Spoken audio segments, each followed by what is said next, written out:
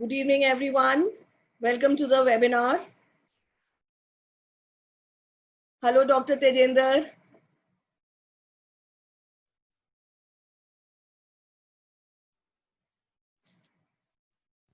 You are on mute. Yeah. So nice Hello, to see. Dr. Nimali. Good evening. Good evening, Mani. How are you? I'm good. I'm good. So I think we have got many participants now, and we should keep up to the time. So if you permit me and allow me, should we start with the webinar, ma'am? Yeah, sure, please. Yes. Okay. So first, I'll introduce my esteemed panelists to the participants, and we have a very esteemed panel today for the discussion on nutrition for obesity and health. Let me introduce the panel to you. The first panelist for today's webinar is Dr. Tejender Kaur. She's a lifestyle and nutrition consultant. She owns GHK Right Diet Consultancy, and presently she is based in Ethiopia. She's a PhD in foods and nutrition, and she has a PG diploma in prevention and promotive healthcare from Apollo Hospitals and Dr. B.R. Ambedkar Open University. She has been a merit holder all throughout her academic years. Besides having a PG and PhD degree in foods and nutrition, she completed PhD diploma. Her interest of work with children and women led her to do research in the field of malnutrition, covering both undernutrition as well as overnutrition. She has done product formulation for low-cost recipes for the beneficiaries of Anganwadi in India. Her PhD work was on child nutrition and lifestyle factors affecting the same. Her passion to learn has made her successfully complete various certified online courses in the field of obesity, children, and diabetes. Lifestyle consultation and nutrition is her core area of interest. She has worked as an assistant professor in the IIS University Jaipur and also as counselor for IGNOU. Her desire to get associated with social causes led her to join Rotary International and was a secretary RID 3050 for the year 2012-13. She served as a course coordinator for various courses in most prestigious SVT College of Home Science, SNDT Mumbai, till April 2017. She also had her own clinic in Mumbai, which catered to diet consultation to people suffering from lifestyle disorders, non-communicable diseases like obesity, diabetes, hypertension, weight-related disorders. She has done various projects with Violet Limited and Kellogg's India Limited in Mumbai. She kept moving to various cities in India, and the span of work expanded with her movements. Currently, she is based in Ethiopia and is providing online consultation to her clients in India and also doing insight work in Ethiopia. Dr. Tejender is also active member of Campaign Against Nutrition Quacks and Courses, that is CANQC.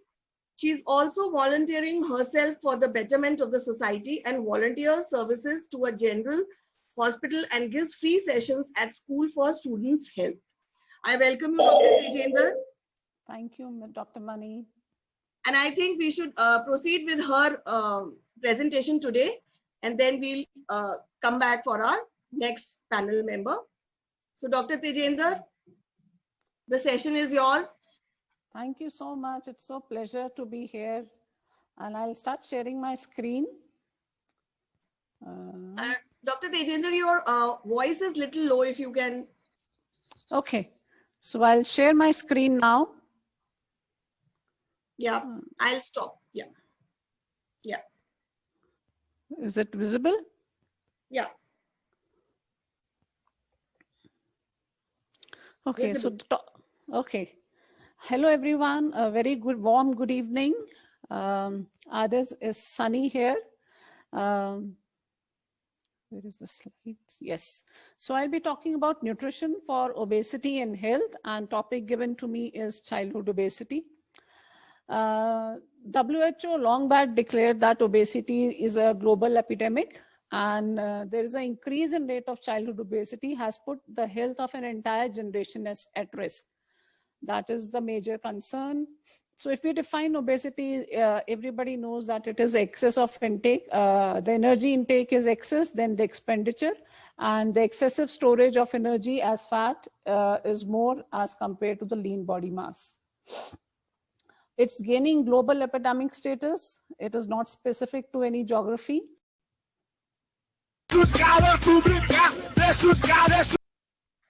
I would request all the participants, please keep your videos on mute, all of you.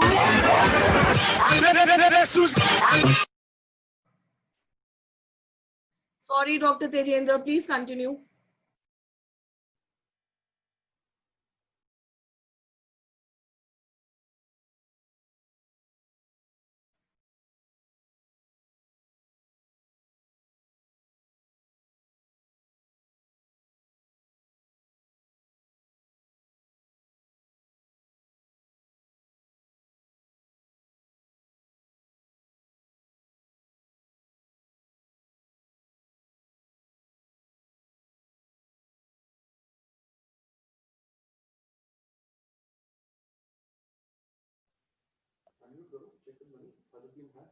Hello, Mani.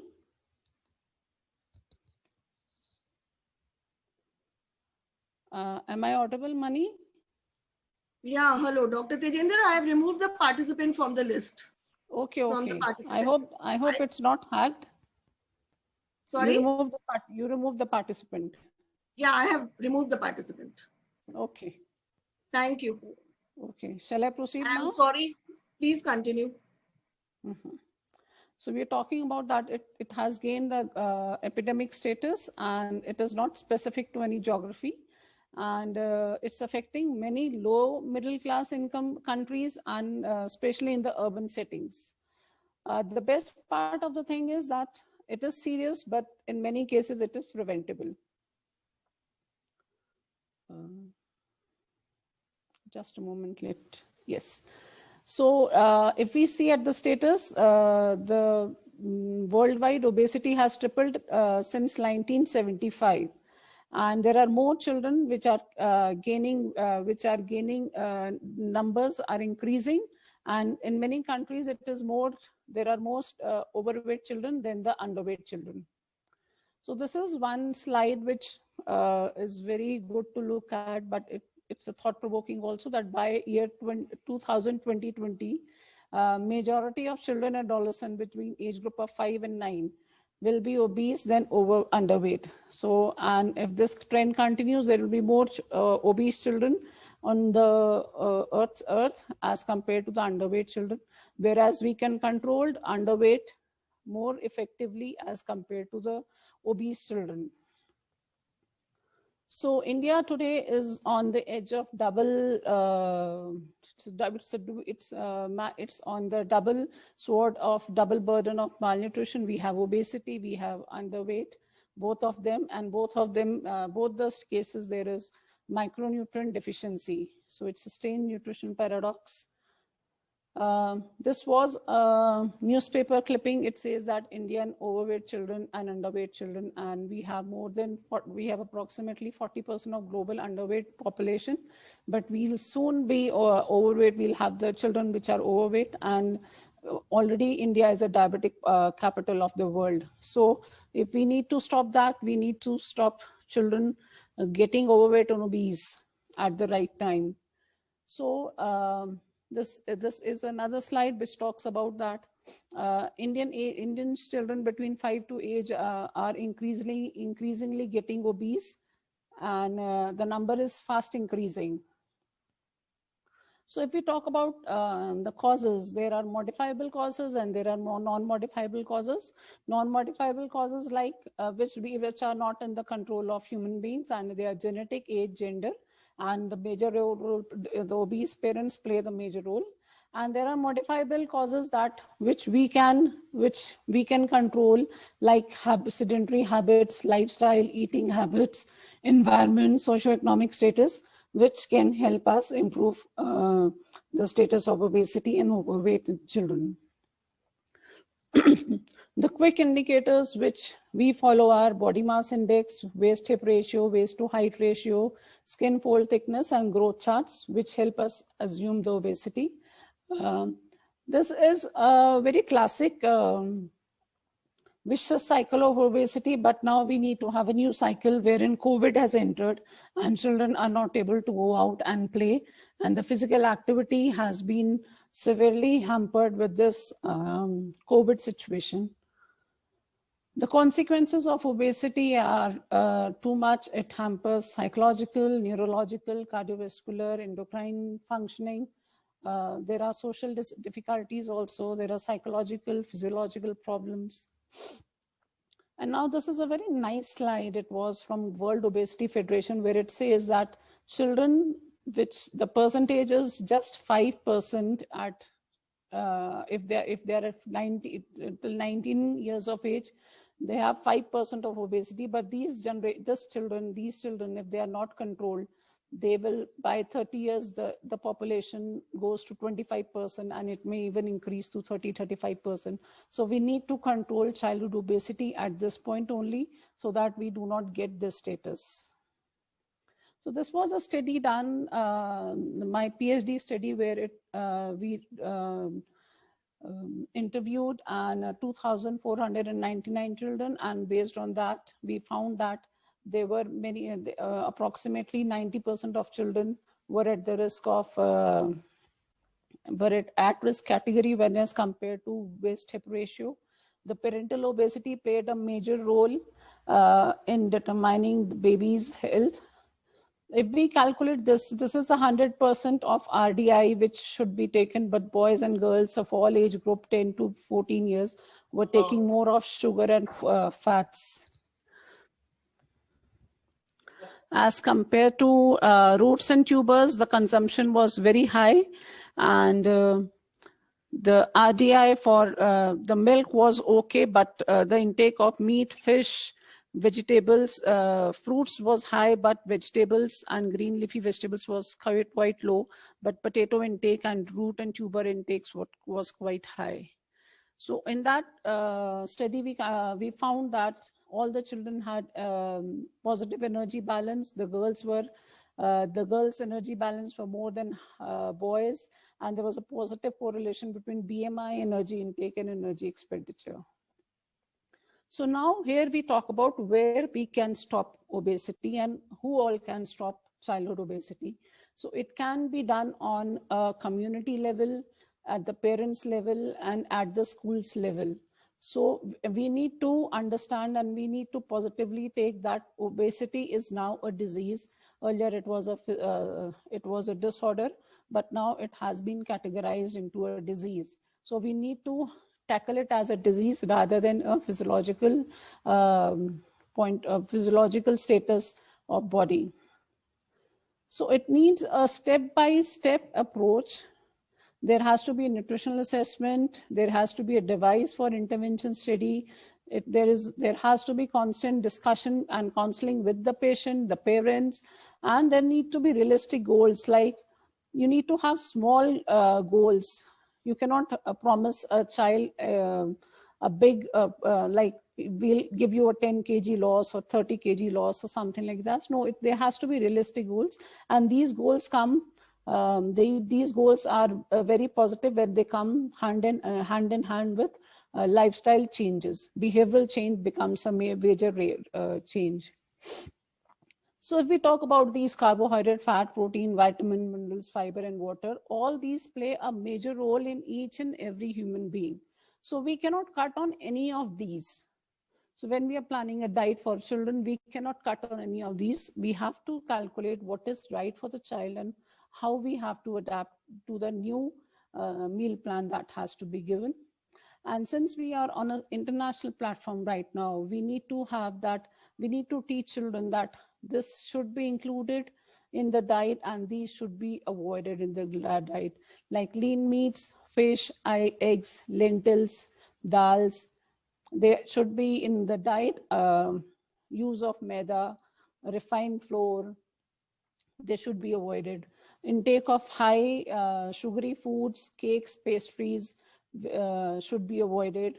and yogurts, milk, low-fat milk should be a part of daily diet. Now, this is the healthy meat plate that we need to follow for everyone, which says that if we divide the 9-inch plate into half, the half of it should be fruits and vegetables, and 1/4 should be the grains, and the other half, other 1/4 should be the proteins. Now, these whole grains have to be calculated on your traditional diet. Like for Southeast Asia, it's wheat flour. And some places like wheat flour, it's rice, it's chapati, it's ragi flour. Then we go to the other countries, and then pizza may be the national food. Somewhere pasta may be the national food. Burgers may be the national foods, the traditional food. So we do not have to cut on these foods, but what we have to see is, well, for these foods, we need to have a healthy option. Like for instance, we need to have for the plain bread. Instead of plain bread, there should be multigrain bread. There should be oats bread. There should be rye bread, multigrain breads, which are healthy options available. At this point, I want to say that brown bread is just a white bread with brown color in it. So people who are going to buy brown bread should avoid it. It's just the color change and nothing else, but you should go on for multigrain breads. It has oats, it has wheat bran, rice bran, and it has many other flours in it, which makes it more healthy. Similarly, for proteins, there are many healthy options. You have to pick the healthiest option of all and the way it is cooked. That is very important. For children, it is very important to have a good sleep. 8 to 10 hours of uninterrupted sleep is very important for children. Lack of sleep affects the health. Parents need to make sure that children are not using phone for the last 1 hour before sleeping. They can have light music by their bedside to have a good night's sleep, but avoid the use of screens, close screens, mobile screens before sleeping. The children should also avoid using books, reading, studying in the bed. There should be a separate table for children for using for studying. Junk food and all the packed foods are should be strictly avoided because they have preservatives which are not good for children's health. They have a lot of preservatives which are coded and which a normal person buying it do not understand. So it is very important to read the food labels and avoid these for children.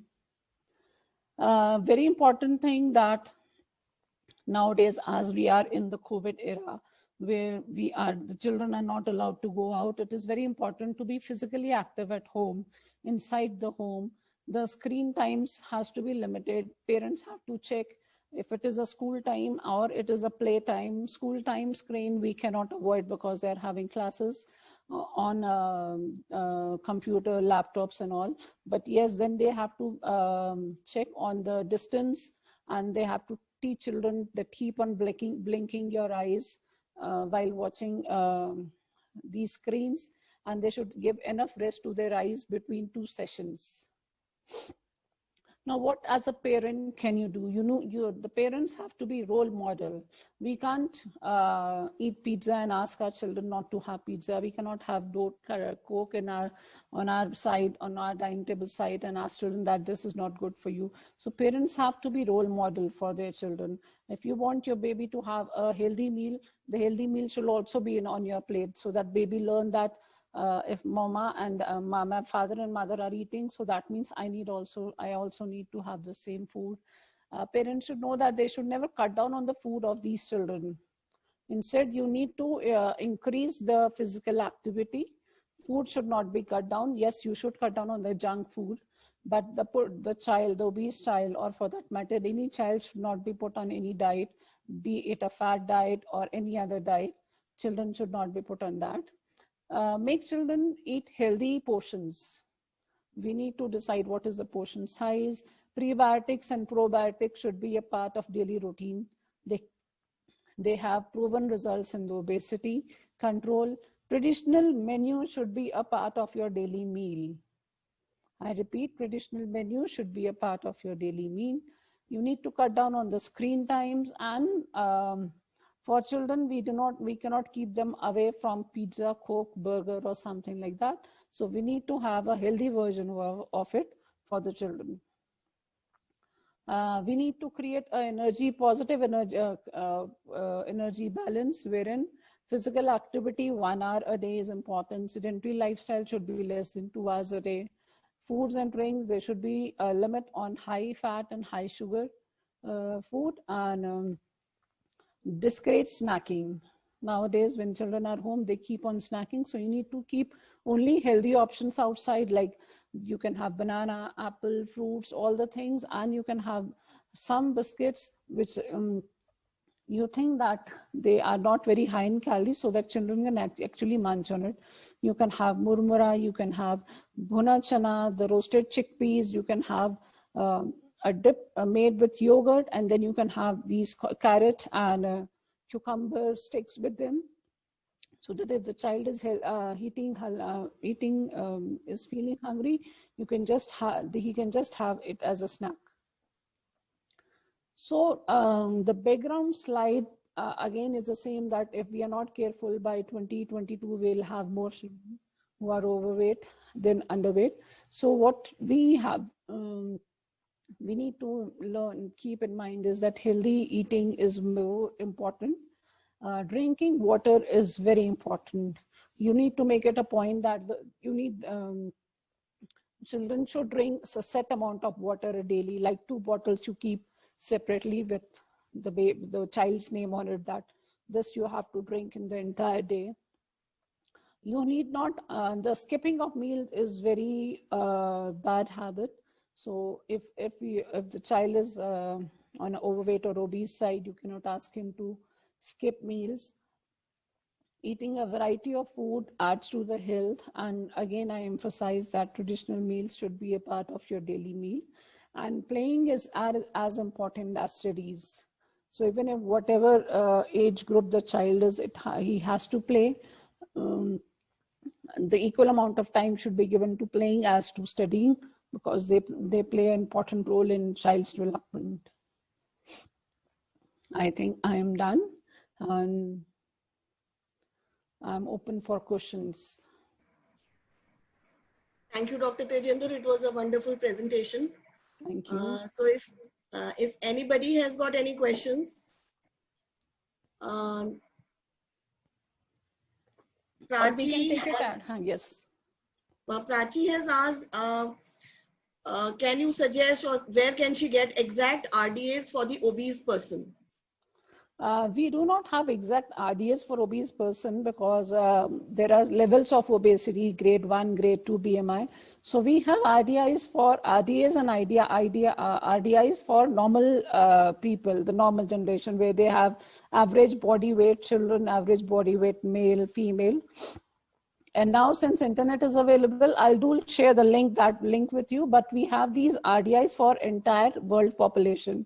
So if you want, you can, I'll share the link also. We have nutritional requirements and growth charts for Asians, nutritional requirements for African, nutritional requirements for Canadians, RDA for Australian, RDA for New Zealand. So every country now has a different RDA, and they have shared it. So I'll surely share the link, or I'll mail it to you so you can find it online. Okay, Dr. Tejinder, that's very nice of you. Thank you. I also wanted to ask one question. Yes, please. My question is, how do we get to make our kids eat the right kind of fat? Because kids don't eat the right fats. They're always more fond of eating cheese, and they are more fond of eating butter and cheese, and all the time they want to hog on all this. And Okay. what are the healthy oils or healthy fats that can be, given to them?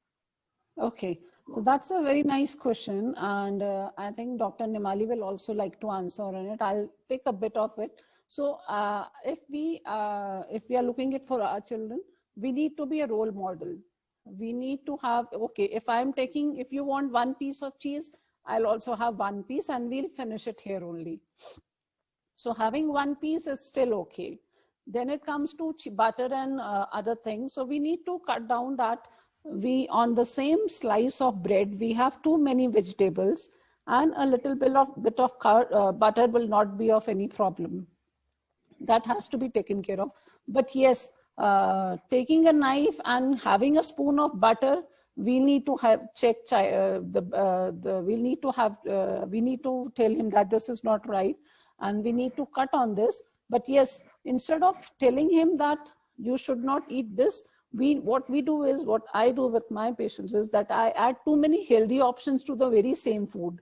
So the place of butter or the amount of butter used ultimately cuts down by itself. One thing. Second thing, a very practical thing, that do not apply butter on hot bread.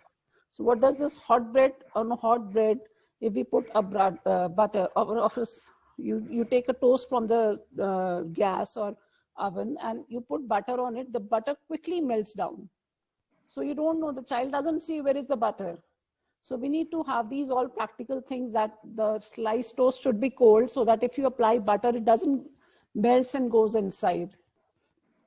Okay. So these are the top quick tips that can reduce, but yes, we need to add more healthy options to it. Okay. So should we bother only when the child is obese, or we should generally keep these practices? Or should we follow these practices? No, these are lifestyle changes. We need to carry on them since childhood, or since the moment we learn, we should start following it, because we do not have to wait to get the child overweight and start practicing it, because it's a very normal thing that weight doesn't come in one night. It doesn't come overnight. It just slowly you come to know, and one day you realize that yes, it is now, it has reached its peak. So we need to check these things from early childhood only. So we need to inculcate these good eating habits when the child is small. Okay, someone has asked that, is eating rice and roti together a good option or a bad option? These goes with personal preferences. So so if I show you the slides again. So it says, this slide says that whole grain. So you need to adjust how much rice or how much chapati can you add to this plate. So it's a personal preference. Dr. Nimali would be able to tell more about it. But personally, I feel that this is the portion you have to decide. You take rice, you take bread, you take pasta. So with children who have they have traditional food as pasta. So what I say is that half cup of cooked pasta, and you should have 2 cups of cooked vegetables in it. So what the pasta comes out, it covers this plate. So half a cup of cooked pasta, and it should have 1 cup of cooked vegetable, and then you mix it. So in that amount, the amount of cereals is less and the vegetables is more. So that is how you plan it. Wonderful. That's very nice, Dr. Tirendra. Thank you for your wonderful answers. And they were extremely, very much, informative, because as mothers, we really fight a lot to feed our children the right way. Exactly. So thank you so much, Dr. Tirendra. Thank you so much. Thank you. So I stop sharing my screen? Yeah, if you stop sharing, then I would be able to share. Okay. Okay. So now my next panel member is the expert. It is a renowned name. I hope the screen is visible. Yes, it is. Okay. So the next panel member is Dr. Nimali Singh. She's a renowned name in the field of nutrition. Most of the people who are either studying nutrition or are working or practicing nutritionists know her.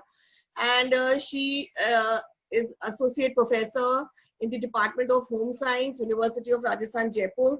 She is president, convener, Indian Dietetic Association, Rajasthan chapter. She is convener for the Network of Professionals for Foods and Nutrition, Rajasthan. Co-coordinator for State Center of Excellence for Nutrition, UNICEF. She is also associated with Poshan Abhiyan activities for Niti Aayog for Rajasthan Academia. She is also the president, Home Science Alumni Association, University of Rajasthan. Dr. Nimali has to her credit 9 projects with UNICEF, UGC and DST. She is former Deputy Director of University Infonet Center. She is member Joint Review Mission nominated by Ministry of Human Resource Development, Government of India for midday meal state. She has so far guided 7 PhDs, has published around 50 and presented more than 70 papers. She has been a resource person for more than 17 lectures and trainings. Dr. Nimali is a proud recipient of several awards such as Sambhavna Society Achievers, Nari Tujhe Salam, Women of the Future, WIFRA Best Scientist, Best Teacher from Avantika Education Society, to name just a few. So I welcome Dr. Nimali to this webinar. I am extremely happy that you agreed to be a part of it. Thank you so much for this, for sparing your time for my webinar, ma'am. Thank you so much, Mani, for inviting. And I mean, it gives me such pleasure. Tejinder is my first PhD student. And to share the platform and listen to her speak, I mean, it is really, really a very proud moment for me. And our association is also quite long, and Mani, you are giving this opportunity to so many people and young people who are aspiring to be nutritionists and dietitians, and I really appreciate your this cause. Thank you. Will I be able to now share my screen? Yes, ma'am. I'll just stop share. Okay. Okay. Yes, ma'am.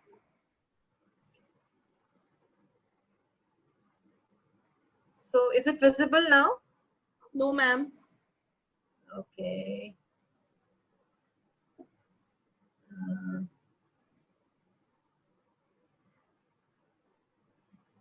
You have to stop. Acha, share. Okay. Here. I have stopped, ma'am. Now? Yes, ma'am. Yes, ma'am. Yes, ma'am. Okay, so I'll do it.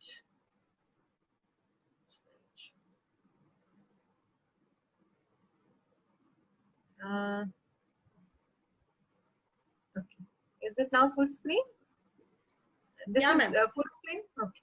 Yes, So ma'am. you gave us the topic to talk on nutrition in obesity and health, actually.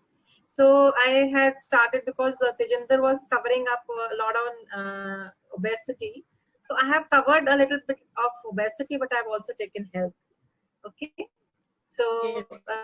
so this is actually this is the Eat Right campaign that I'm associated with FSSAI, as I'm the convener for Network of Professionals for Foods and Nutrition. So this Eat Right campaign was started with some of the sayings of Mahatma Gandhi, and they have dedicated the Eat Right campaign to his philosophy about food. So what he says is, it is the health that is the real wealth, and not pieces of gold and silver.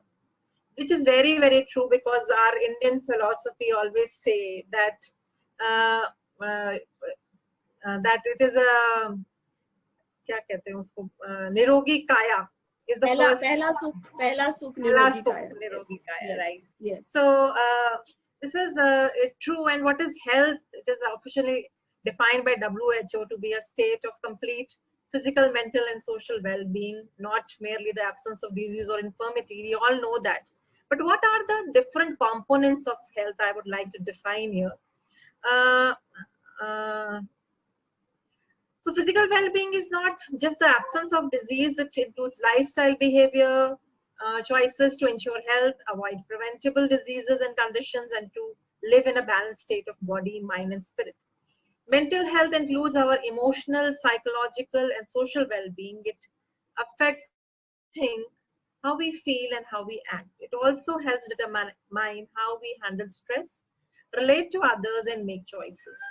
Mental health is important at every stages of life, from childhood, adolescence, and to the adulthood. And you know that during COVID, the health component has really been very, very important, especially the mental health component. We have seen so many suicides, we have seen so many deaths, we have seen so many bouts of anxiety and depression in young population, especially the young population, because the elderly have always been living at home. So that is why I'm touching on this little bit of mental health. Social well-being, you all know, that refers to our ability to make and maintain meaningful, positive relationships and regular contact with other people in our world, that is family, friends, neighbors, and our co-workers. Spiritual well-being means the ability to experience and integrate meaning and purpose in the life through person's connectedness with self, others, art, music, literature, nature, or a power greater than oneself. So I think spirituality is more related to being content with whatever we are doing, and to be able to help other, not only humans, but we are able to connect to the animals and connect to our nature also. Environment wellness has been a major cause. That is why we are now suffering from a disease called COVID, because we have not been paying attention to the environment. We have not been paying attention to our animals and our flora and fauna. That is why we are now stuck with lower immunity, and that is why environmental wellness, it should inspire us to live a lifestyle that is respectful of our surroundings. This real encourages us to live in harmony with the earth by taking action to protect it. Environmental well-being, it promotes interaction with the nature and your personal environment also. So okay. So how important is nutrition? After knowing what is health, how important is nutrition? This is the Rockefeller Institute of Medicine research which define that if the doctors of today do not become the nutritionist of tomorrow, then the nutritionist of today will become the doctors of tomorrow. This is how important nutrition is, because nutrition is a preventive medicine. It is prevention, and that is prevention is better than cure. As Tejinder talked about the prevalence, according to WHO, around 39% of adults are, so I'm coming to the obesity now. So it is WHO, around 39% of adults aged 18 years and above were overweight and 13% obese. In India, NFHS 4 data says that we have reached around 20.7% of overweight and obese women, and in case of men, it is 18.9. What are the factors that are leading to obesity? Are hereditary, dietary, lifestyle, and psychological factors. So this is the so obesity is a syndrome basically. As Tejinder was explaining, it is a disease and not, you cannot treat obesity casually. There's a lot of factors that are responsible, and every factor is contributing to the other, all the health parameters that I just mentioned, whether it is emotional health or the psychological health, and there are physical health. There are other problems like hormonal disturbances. These are all leading to obesity. The lifestyle factor is the major, but even if a person is having a healthier lifestyle, it is not necessary that he will not succumb to obesity, because the environment of obesity is very, very complex and complicated. We are already in this century, we must understand that we are predisposed as South Asians to syndrome X, and we have predisposition to central obesity and diabetes, hypertension, and cardiovascular diseases. So the pathogenesis is what are the risk factors that we are likely to experience if we are overweight or obese. It is sleep apnea, osteoarthritis, fatty liver, cancer, gallbladder, high cholesterol, high blood pressure, heart diseases, and type 2 diabetes. These are all outcome of obesity. And you cannot just, any type of disease will lead to another, and it is like a chain reaction. So we have to be very, very cautious, and we have to maintain our weight.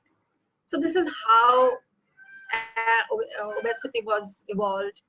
Like we were animals, and then we converted into man, and from man we started abusing whatever we got on because of taste, and that is why we have become obese. This whole generation is feeding on high sugar content in form of beverages and sweets and high fat diets. That is how obesity has evolved, because of our taste buds basically.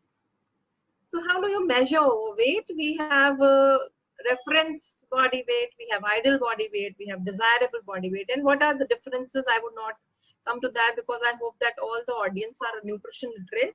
So desirable body weight, I would just say that desirable body weight is the weight on which you are having the maximum of output in terms of energy and functional capacity, and you're comfortable at that weight. It is not important that you are weighing exactly the ideal body weight, but it is, if you are healthy, feeling healthy at a body weight, then that is the desirable body weight. But according to BMI, we are, as Southeast Asians, we are more likely to be healthy at a 20 to 23 BMI rather than a higher BMI. The waist circumference, if you want to measure waist circumference, then 85 centimeter in women and 90 centimeter in men. You know that waist circumference has to be measured, that when you bend on the side and the maximum curve of your waist, that is the waist circumference, and not the circumference where you wear your jeans or pants or skirts. That is the waist circumference. And waist to hip ratio is again based upon hip in circumferences, that should be 0.85 in women and below 0.85 and 0.9 in men. What is the composition of the body? You have to understand that obesity is not only weight for height. It is more of the adiposity, that is the deposition of fat in the cells. So if people like boxers and basketball players or weightlifters, if they are heavyweight category, their BMI is likely to be higher. That doesn't mean that they are overweight, because they're 90, 95 kg weight category, but they are not overweight or obese because they have more of lean body mass. So if this is the normal body composition, that for men and women it is different, and therefore if the men and women are having more of visceral fat, that is 7 to 9%, then definitely central obesity is there. And if the total body fat is more than 25% in women and more than 18% in men, then they are obese. The current problems of overweight and obesity are more related to lifestyle, basically, and how much food are we consuming, how much food we are eating from outside, which is high in fat and sugar, how much snacking we are doing on calorie dense foods, and the home based foods is not being used. Irregular eating habits, binge eating and stress are some of the factors that lead to. Other factors which are related to exercise are decreased physical activity, increased TV. I think there is a disturbance, Money. I think somebody, or mine only. Yeah, I'll just check it, ma'am. Please make sure there is no disturbance. If my team can manage it. Thank you. So decreased activity, increased TV viewing, automation, and increased desk work are the basic. So this is the inactivity part of the physical activity that we are looking at. Why do we eat food is an important question, because people sometimes eat food just for enjoyment, and that is a major problem with people who are likely to be overweight, who are eating food for enjoying.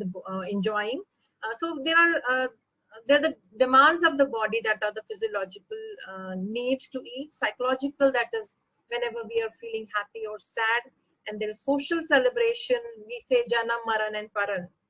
In our country, not only in our country, but in countries abroad also, we celebrate the birth of the child. We celebrate death also by inviting people to eat, and of course marriage.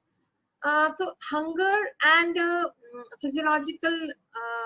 So hunger is a physiological response. Appetite is a psychological response. Satiety is again a psychological response, because satiety is linked to, if I like the food, or even if I'm not hungry, I will eat something because I am feeling good about that food and I love that food. So that is satiety. And sometimes we tend to overeat whenever we are having a favorite. So how do we utilize food? This is the chart where I say that the first to be utilized is alcohol, which is empty calories. The second is protein, that is the bodybuilding and repair. The third to be utilized is carbohydrate, and fat is the last to be utilized. But fat is an important energy giving food, and it is very, very important because it is carrier of fat soluble vitamins. Sometimes people who are going on a diet exclude fat totally. So it has not to be excluded, and we have to take around 30 grams of fat, visible fat from a diet. Water is which is it hydrates and flushes the toxins, and therefore it is very, very important. So where is the problem? Where is the problem? If I am eating normal kind of a food, then we will see, although COVID has proven otherwise, that eating out can lead to weight gain, and people who had not gone to eat out for 2-3 months, and even now, I mean, it has been 6 months that I've eaten out, but the weight doesn't go, or you tend to go on increasing. But I think there are other factors, as I said, in obesity, stress, anxiety, and lack of physical activity. These are all other factors that they are playing under this time of COVID. So eating out is a problem. Eating while watching television, eating with friends, and eating when we are happy or sad, or again a problem. Am I not visible? Can you see me? No, no, ma'am. No, ma'am. Okay, I am not. No, You're ma'am. not in. Okay, so you want to see me, or it's okay that you actually start my video? Please. Yes. Yes. Yes. So what happens when we overeat? When we overeat, it requires if we require 500 calorie in each meal, okay, and if we are eating around 1000 calorie, then what will happen? So I just previously I shared the slide which said I'm not able to go down. So I shared in the previous slide that alcohol is consumed first. So if I have taken around, say, 2 to 3 pegs and some snack, I am covering my 500 calorie at the same time. And after that, if I'm eating a full meal, that means 1000 kilocalorie. So what will happen is that I will first utilize alcohol, I will utilize the protein, I will utilize the carbohydrate, and the fat in the last. Fat in the last will what happen? Fat will not need to be metabolized. It will directly go to the adipose tissue and get deposited. I mean, it will go to the bloodstream only, but it is going to, because it is not required by the body. So it will go directly to the adipose tissue without any conversion. Otherwise, fat and carbohydrate and protein require around 25% calorie to convert them to fat. Okay, so but fat will be deposited directly, and that is why the load of calorie can be up to 12 to 15 kg if I am eating, at least if I'm eating every day, if I'm eating 300 to 400 calorie extra, and every day, and I'm making up to a 2000 calorie per week addition to my body fat, I may end up with a 10 to 12 kg weight gain in a year's time. I have to burn around 7,700 calories, and for that I have to be on the treadmill for half an hour. I will burn only 200 to 250 calories. So you can imagine that if half an hour on treadmill, if I'm burning only 250 calories or 300 calories, if I'm on a higher intensity, you can imagine how many weeks I will take to burn this 7,700. And for that, you also have to understand that when we have to burn fat, we have to be on the exercise, we have to be on the 60 to 80% of your maximum max HR. That is where you are going to burn fat. So it is easy to gain fat, but it is very, very difficult to burn fat. I'm not able to change my slide. And just click on this slide again. Just click on this slide again and then next. Okay.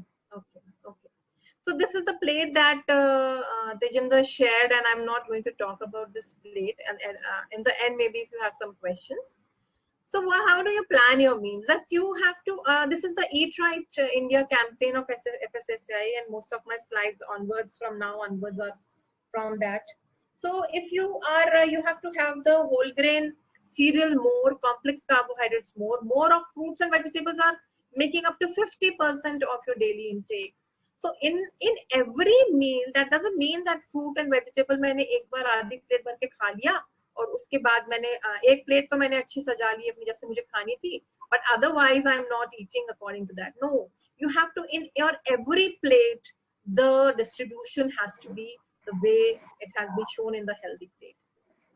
So what does Mahatma Gandhi says about eating a balanced diet? He says that restraint in diet, both as to quantity and quality, is an essential, as restraint in thought and speech. So a balanced diet is essential for good health and implies consuming all nutrients in the right quantity every day. So how can you include the healthier options are fresh and seasonal fruits, fresh and seasonal vegetables, especially green vegetables, salads, then bread, rotis made from whole grains or multigrains, millets, whole grains, brown rice, pulses and legumes, and dairy should be skimmed dairy and curd and yogurt from the skimmed dairy, and snacks such as puffed rice, unsalted sorted nuts, water chestnuts, roasted seeds, and steamed idli, dhokla, etc. are a good option for snacking. What other things that you can do is drink such as lemonade, nimbu pani, fresh fruit, coconut water, buttermilk, and in summer especially, we use a lot of sweetened beverages that has to be avoided. F plus is a thing that has been used for fortified foods, and we are, this fortification has become very necessary. You see, we have depleted our soil of all the nutrients. You will, if you go into agriculture sector and if you talk to them, they will say, ma'am, green leafy vegetable में iron ही नहीं आ रहा है. क्यों नहीं आ रहा है? क्योंकि आपने soil को पूरा deplete कर दिया. So our soil is also getting depleted of nutrients, and until unless they are, so we have to do agriculture in the way that they are cross the crops for pulses and cereals, so that there is nitrogen fixation and therefore there can be a better nutrient content of the soil. And although I did not believe the agriculture scientists before that, when they said ki madam usme iron nahi hai, oh my god, what nonsense. But actually then when I read about it and when I thought about it, then I found ki, oh yes, we have to supplement the soil continuously with, we have to give them soil also nutrition and the plants also nutrition, so that they can be rich in minerals, especially not in other things are there, carbohydrates there, but the minerals are deficient in the soil, and they will be coming in the food as so that is why fortified food is very important. And we can easily fortify rice, salt, flours, oils. So these are things that can be easily fortified, and therefore we need to give fortified food to especially children and elderly. They are more likely to be deficient. So what is healthy eating? Healthy eating provide what shall we do? That we should be provide only one choice of dessert in day, if at all. Serve fruit salad or desserts at least once a week. Designate no fried food day. I think we should designate one fried food day rather than no fried food day once. So I think we can have the other way around. We can have only one day of fried food, and ensure that the canteen food is prepared with moderate use of oil and salt, and ensure small plates, bowls, portions in canteens and appropriate reduction in prices, so as to avoid overconsumption and wastage of food. So food wastage is also the part of our environmental well-being and the well-being of our animals and people who are more deprived. What can we do in the office meeting? So I'm trying to be more on health money. I hope that I'm covering obesity also along with that. Yeah, ma'am. Yeah. So we have to serve water during meetings, and if we are, it is better now post-COVID. It is very important that you are carrying your own water bottle and you're carrying your own glasses and cups whenever this new normal allows us to open. I have started taking my I had traveled 3-4 times. I had to go for some work. So what I did was I carried my own cups, and I said कि boil करता हुआ चाय तो मेरे इसमें सीधे ही डाल दो cup में. You should not eat anything raw. So you have to, this culture is going to come initially also. If we are so conscious as home scientists that we know that we are likely to get infections. So we already have this kind of thing that we can carry our own water bottles and our own cups. So coconut water and lemonade and aam panna and buttermilk are better beverages as compared to sweetened and aerated beverages. Tea and coffee has to be kept at the minimum, and sugar has to be also kept at the minimum. Actually, the nuts are not to be roasted because almonds and walnuts have omega-3 fatty acids. Whenever we heat nuts, we're likely to convert the omega-3 into omega-6. So that is why we have to avoid nuts to be roasted. So no serving of the non-teaching in the teaching community, because I'm from the university, and other people are now more aware. Even in the higher officer grade people, they're more conscious about what they're eating, and what they do is they are now keeping green taste sachets, and they are keeping their own chana and murmura snack, or something like roasted chibra snack, something like that. So that is more feasible to keep in office rather than calling for a samosa and kachori. But of course, the non-teaching staff or the people who are slightly not so educated are likely to eat more of samosa kachori. So this is what is this healthy snacking? It is good to have at least 4 to 5 meals, and so you can have at least have 2 snacks in your. These are the options that, and I think that is the most favorite of mine is the makhana and the fruits.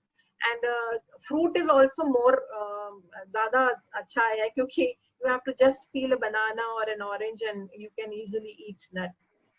We have to take care while eating a fruit. That fruit is seasonal, because you know how many hormones are injected. So you are looking after food safety money. I'm so happy with your this thing. I was looking at your credentials of your firm, and then this is very important that we have to educate that the fruits have to be used without the skin. The fiber is going to be lost, but you know that we have so much of pesticide load, and we have so much of wax in the fruits, and either we keep it in the warm water, dip it for a while, and then this wax can come out. And so this is very, very difficult, and it is better to peel the fruit and then eat. So bananas and oranges are very good option, and if you are eating an apple, I think you have to give up that goodness of that apple, because it may be loaded with wax.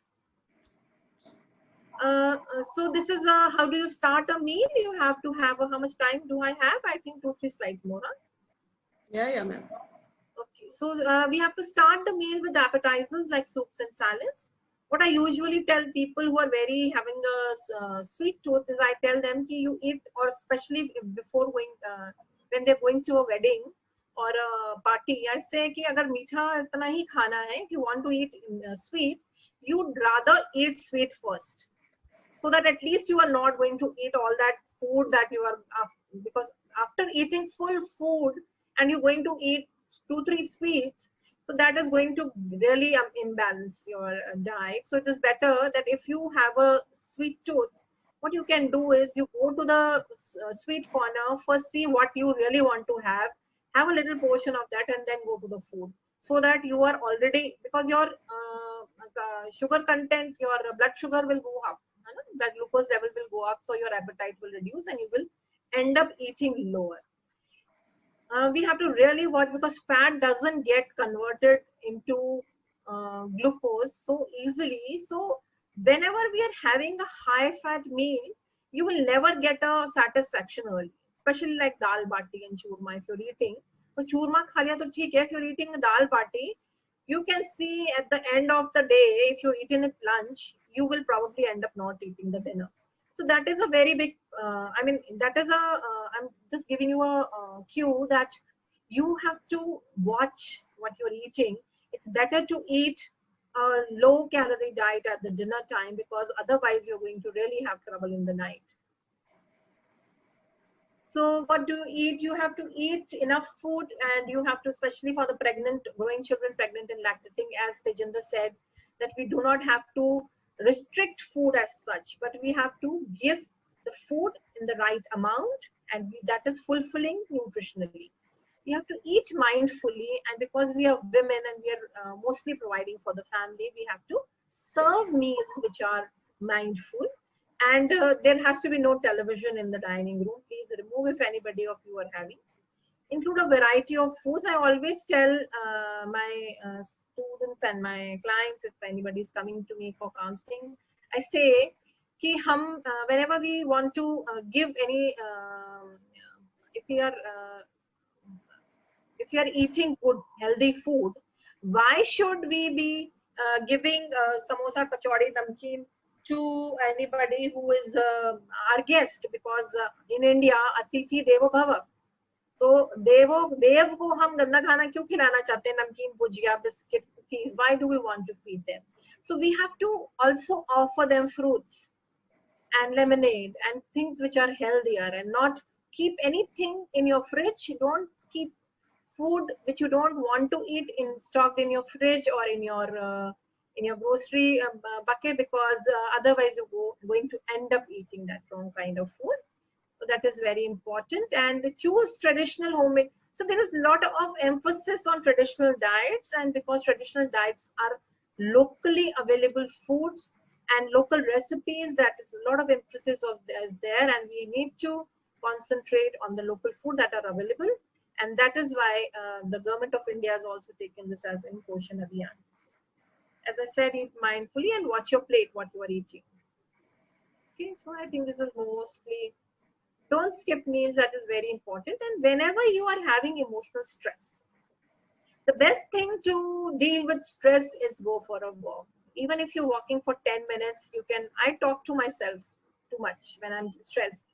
ऐसा क्यों हुआ, ऐसे ऐसे कहा, उसने ऐसा कहा, अरे भाई तुम अपने आप से बातें कर लो, and then your emotional stress is going to. So, and if you walk and talk to yourself, I think that is going to be really. Because normally people tend to start eating when they're in stress. This normally happens. Especially high fat or high sugar foods. So that. And they start eating what they love. Yeah, that is there. Yeah. So water is very important, and India is still lacking in clean water, and we have to now. I mean, I want to work on this clean water campaign in our villages. Sometime maybe I'll be able to do in the safe campuses. Exercise. So this is very, very important. That these are the people who are on the table, and so what can they do as a physical activity is that they can stretch on the table. People who are on the table most of the time, they need to do certain stretching exercises.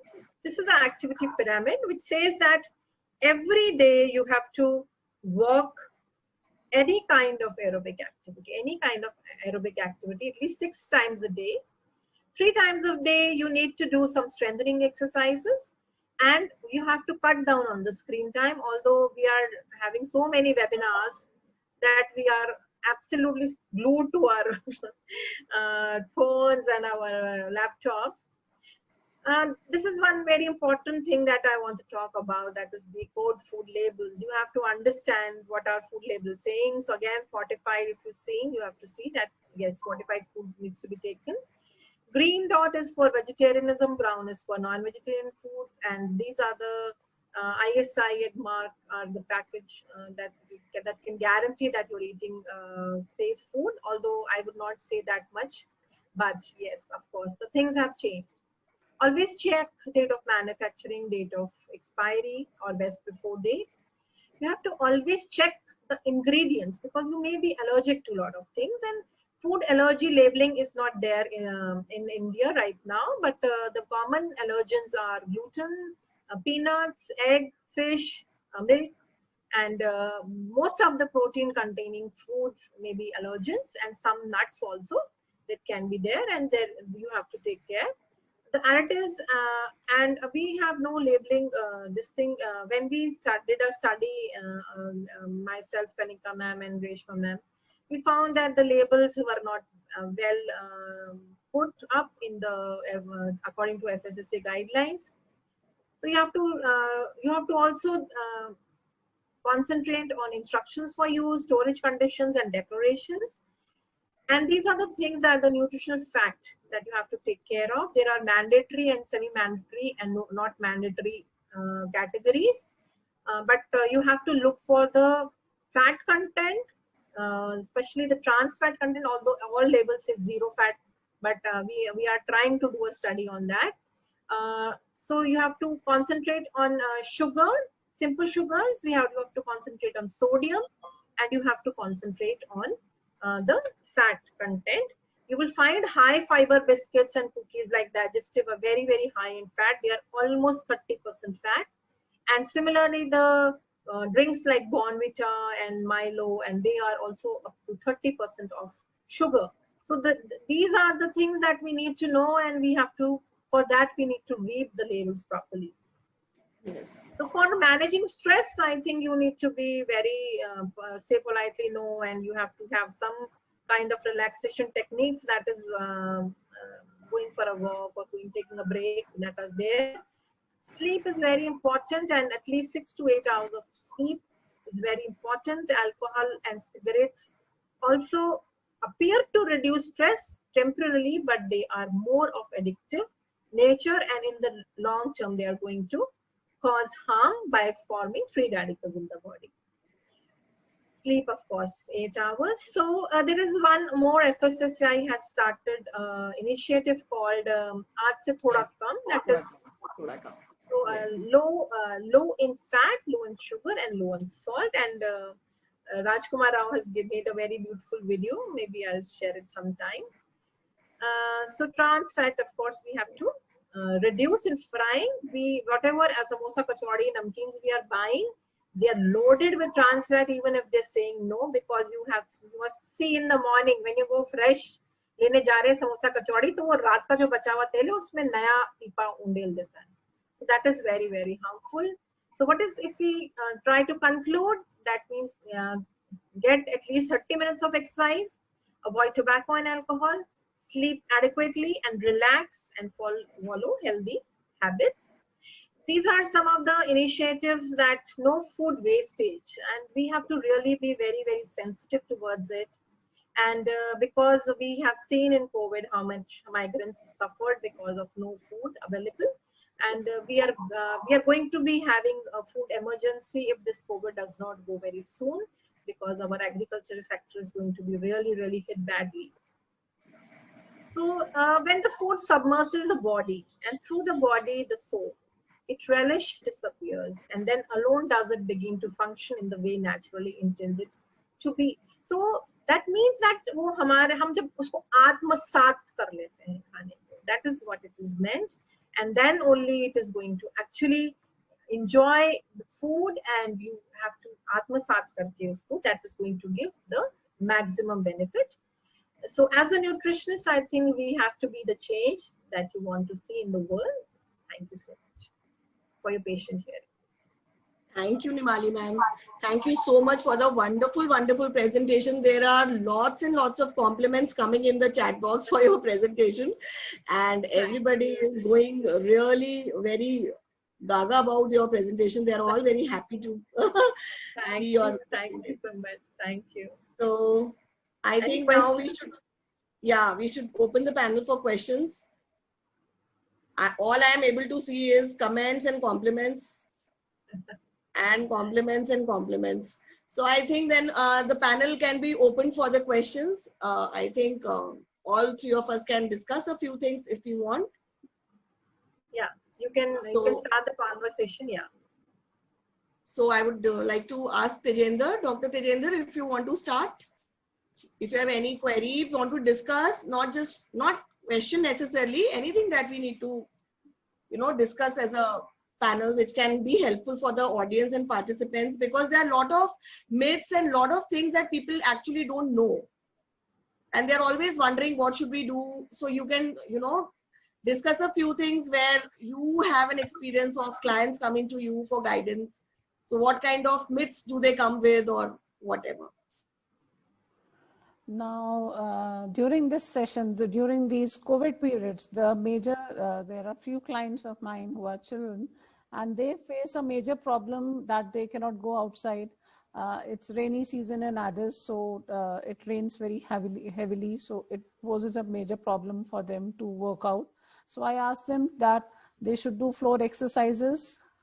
They can have their mobile in hands, keep on playing whatever they want to play on mobile, but they keep on doing the floor exercises. Like they can do cycling while lying down. They can have that leg lift up 30 degrees, 40 degrees, and 90 degrees. can do it. And then I ask these children to walk the stairs, take the stairs at least 6 to 7 times a day. And the best exercise at home is skipping. So they need to skip a lot. And then I asked also these children that convert your running table to a tennis table and play a lot with that.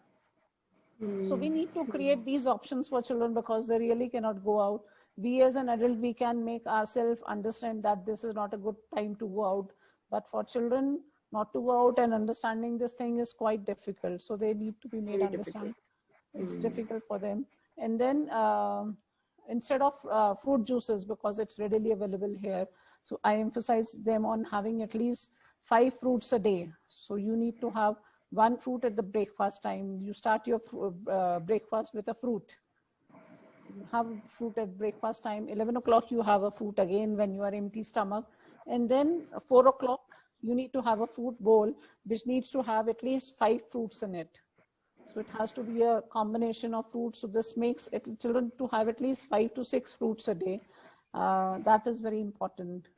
And I emphasize that they should not miss their breakfast. Rather, no meal should be missed. They need to have a certain amount of food. The body clock has to adjust that 9 o'clock I have to have breakfast, 1 o'clock lunch, 4 o'clock evening snack, and 7 o'clock again I have to have my dinner, and by 9 o'clock I go to sleep. So we need to train children to set their body clock, biological clock, so that it continues for lifelong. We need to inculcate good eating habits in them. Yeah, Nimali, I also want to ask you one thing that, keeping up the body weight down, everybody wants that, but nobody is able to do that. What is that one thing that makes physical exercise such a, what should I say? It is not in our mindset. It is not in our culture. We would not want to do it. We know it, but we would not lie and do cycling. We would not lie and start skipping.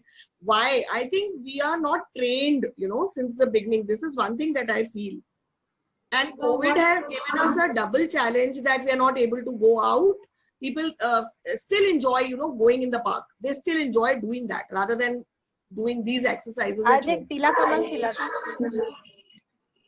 And so what happens please is, keep yourselves on mute. what happens I is, think, if you can please tell us what should we do about it. Yeah, so that I think we have to inculcate these, like Tejinder was talking about childhood obesity.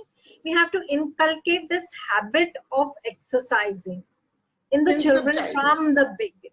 Yes. And especially while they are growing up, while they are getting in the adolescent stage, they become body conscious. Either they will gain weight or they will become lean.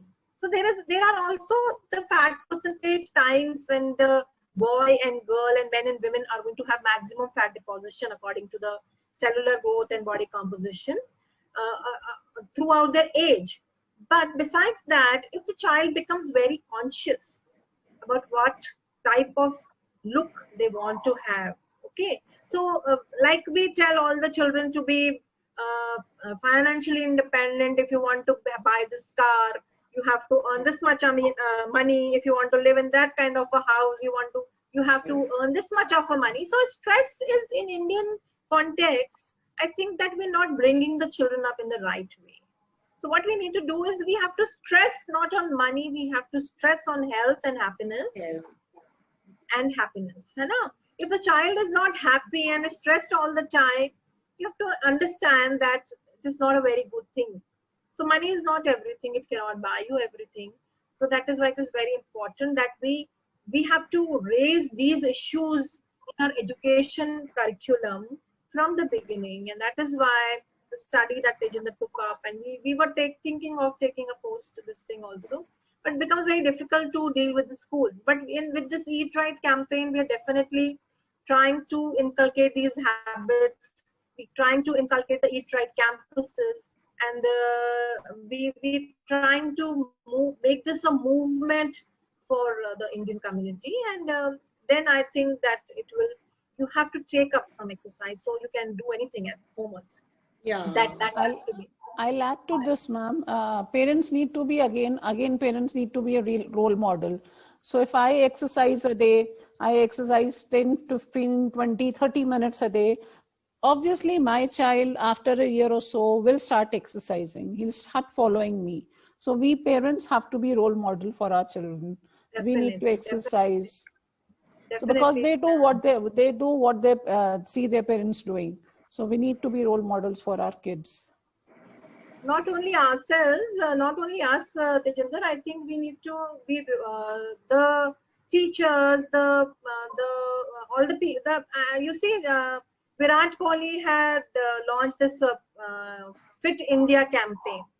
So this Yes. Fit India campaign was because Virat Kohli Schools were not was a giving role enough. model. Yeah, yeah. Yes. Schools He's were a not role giving model. enough time. Yeah, so you have to see that who are the role models and what are the, so a lot of people are not doing the ads of smoking and alcohol. Why they're not doing is because they think that they are responsible. They're responsible for the generations, and they would not do an ad which says alcohol consumption. There is a question here which says that standard formula to reduce the calorie for weight and weight loss. So there is basically what we do is we usually do a 20 kilocalorie diet per kg desirable body weight.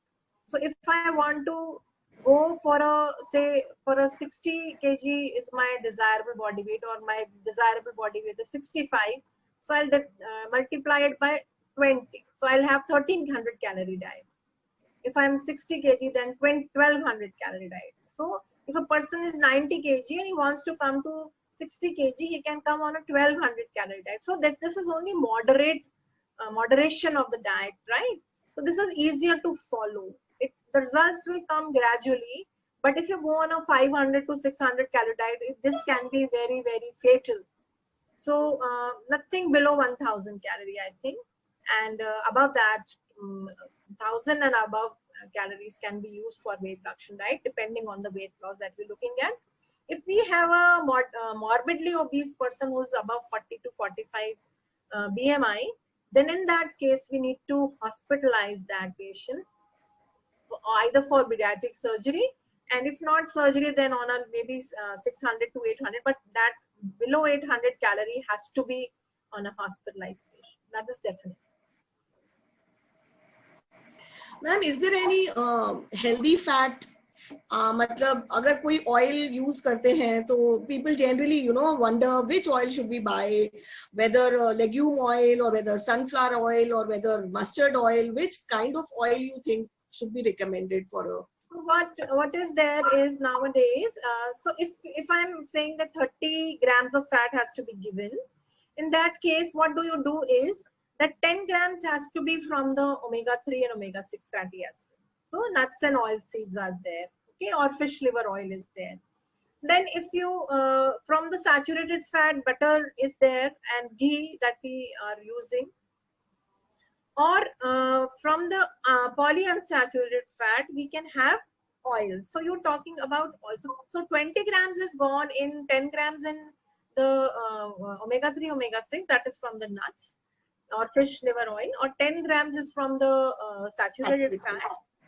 And the 10 grams, remaining 10 grams is that you have to have a, not the mixing of oil, but you keep on changing. Say 1 liter of sunflower, 1 liter of mustard oil, 1 liter of this thing, groundnut oil filtered, and so on. So you have 2-3 oils in your home, and you cook accordingly. Like if you're making dry vegetables, then you can cook in mustard oil.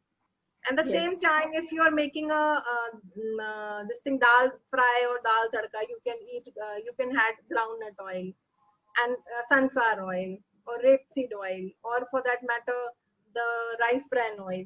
So you need to keep changing oils for a healthier this thing, because your body should not get used to that oil. That is the main thing. So you should have 2-3 types of oil in your house, and you can rotate and use.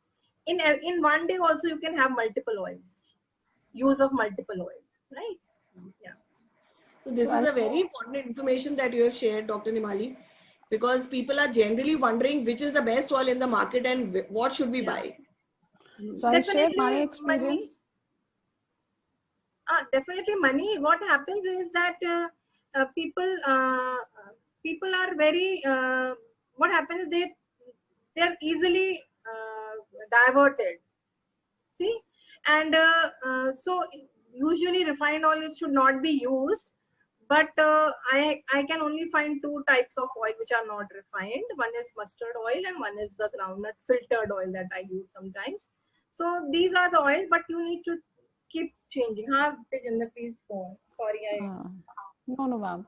I'll share my experience here because people, when the clients come to you, they have first Googled everything, and when Dr. Google helps, they come to you. So so they come and say that we take so much of olive oil and so much of it. So I need to train them that if you are putting 2 teaspoons of oil in your salads, so that means you have to cut down 2 teaspoons in the cooking oil also. Yes. So what they do is unknowingly they increase the amount of oil that they are eating on the pretext of having that I'm having olive oil.